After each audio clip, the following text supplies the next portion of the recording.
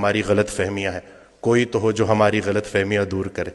خیال بدل جائے تو منظر بدل جاتا ہے۔ بھائی صاحب کا ایک بڑا پیارا فکرہ ہے کہ جس کا جو خیال ہے اس کا وہی حال ہے۔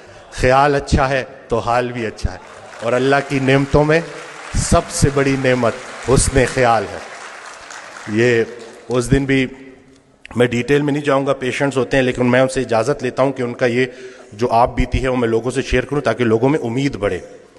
ایک خاتون میرے پاس آئیں، کچھ ان کے ساتھ بڑی زیادتیاں ہو گئی تھیں اور وہ دل میں نفرت لیے بیٹھی تھیں، اور جس کے لیے نفرت لیے بیٹھی تھی وہ فوت ہو چکا تھا۔ تو جب میرے پاس آئیں انہوں نے گلے شکوے کیے، تو میں نے کہا کہ حضرت واصف علی واصف رحمۃ اللہ علیہ ارشاد فرماتے ہیں کہ اگر اللہ قیامت کے دن تم سے پوچھے کہ پہلے کس کو جنت میں بھیجوں تو تم نے اس کا نام لینا ہے جس کو تم نے جہنم میں بھیجنا۔ ایک مہینے بعد جب لوٹ کے آئیں تو انسان بدل چکا تھا، چہرے پہ رونق، آنکھوں میں نور۔ تو مجھے کہتی ہیں کہ ڈاکٹر وسیم جب میں یہاں سے اٹھ کے گئی پہلے تو میں گھر کی طرف جا رہی تھی، مجھے آپ کی بات ہضم نہیں ہوئی، لیکن پھر میں نے گاڑی موڑی اور میں قبرستان چلی گئی، اور میں اس کی قبر کے سامنے کھڑے ہو کے میں نے کہا کہ جو تو نے میرے ساتھ کیا معافی کے قابل نہیں ہے، لیکن جا تجھے اللہ کی رضا کے لیے معاف کرتی ہوں۔ اور کہتی ہیں کہ اس رات میں اتنی میٹھی نیند سوئی کہ مجھے دوائی لینے کی ضرورت بھی نہیں پڑی۔ یہ جو نفرت ہے نا، ظرف دکھانا ہے، اور اتنی کوئی بڑی بات ہے ہی نہیں۔ مقصد بندہ ہے تو نتیجہ بھی بندہ ہے، مقصد اللہ ہے تو نتیجہ بھی اللہ ہے۔ تو سب سے پہلے تو ہم نے اپنی توقعات کو مومن کرنا ہے، زندگی مومن ہو ہی جائے گی۔ اصل میں ہماری توقعات مومن نہیں ہو رہی، ہم نے ایکسپیکٹیشنز اتنی بڑھا دی ہیں، ہر کسی سے ہم توقعات رکھتے ہیں سوائے اللہ کے۔ تو اپنا گھر، اپنی تنہائی، اپنی قبر، اسی کے اوپر فوکس کریں۔ ہر انسان سے اس کا اپنا پوچھا جائے گا۔ جس شوہر کو اپنی بیوی میں صرف برائیاں نظر آ رہی ہیں، اصل میں اس کو اپنی تمام برائیاں اپنی بیوی میں نظر آ رہی ہیں۔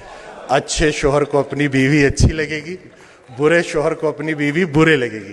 اب بتاؤ بیوی اچھی لگتی ہے یا بری لگتی ہے؟ یہ نہیں کہ سارا کا سارا فوکس ادھر کر دیا، جھگڑا ہی نہیں کرنے دیتے، سارے جھگڑے ہی ختم کر دیے الحمدللہ۔ جھگڑا جو ہے نا وہ دو بندوں کا نام ہے، صلح ایک بندے کا نام۔ ابھی ریسنٹلی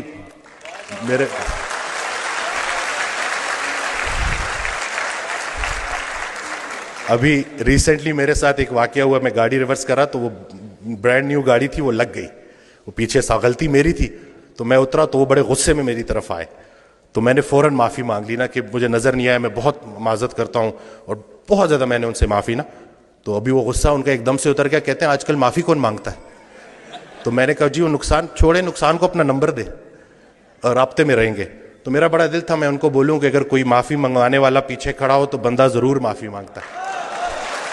تو یہ کسی کے حوالے سے زندگی گزارنا کتنی آسان ہو جاتی ہے، اگر ہمیں پتہ چل جائے تو ہمارے سارے جھگڑے ختم ہو جائیں۔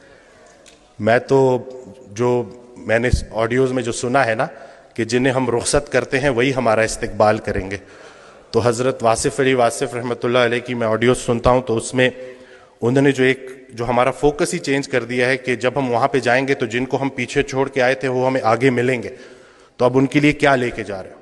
تو اپنے والدین کے لیے صدقہ جاریہ بننا ہے، اور یہ چھوٹی سی زندگی ہے، اس میں الجھنا نہیں ہے۔